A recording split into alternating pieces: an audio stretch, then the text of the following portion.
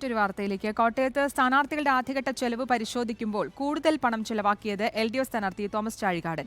UDF സ്ഥാനാർത്ഥി Francis George തൊട്ടുപിന്നിലുണ്ട്. ഈ മാസം 18-നും 21-നുമാണ് അടുത്തഘട്ട പരിശോധന.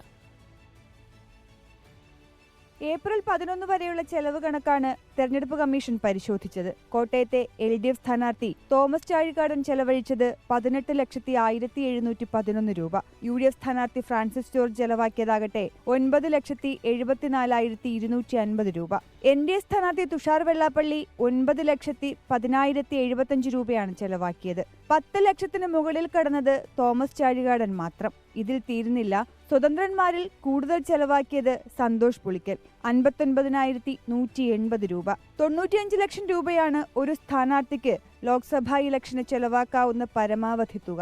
സ്ഥാനാർത്ഥികൾ കൊടുക്കുന്ന സത്യവാങ്മൂലത്തിനു പുറമെ ഒബ്സർവർമാർ പരിശോധന നടത്തി കണക്ക് ശേഖരിക്കുന്നുണ്ട്. സ്ഥാനാർത്ഥികൾ കൊടുക്കുന്ന കണക്കും നിരീക്ഷകരുടെ കണക്കും തമ്മിൽ വലിയ അന്തരമുണ്ടെങ്കിൽ സ്ഥാനാർത്ഥി മറുപടി നൽകേണ്ടി വരും. എന്നാൽ കോട്ടയത്ത് നിരീക്ഷകർ നൽകിയ കണക്കും സ്ഥാനാർത്ഥികൾ നൽകിയ കണക്കും തമ്മിൽ വലിയ അന്തരമില്ല. തെരഞ്ഞെടുപ്പ് പ്രചരണത്തിന്റെ അവസാന ഘട്ടത്തിലാകും സ്ഥാനാർത്ഥികൾ കൂടുതൽ പണം ചെലവാക്കുക. റിപ്പോർട്ടർ, കോട്ടയം.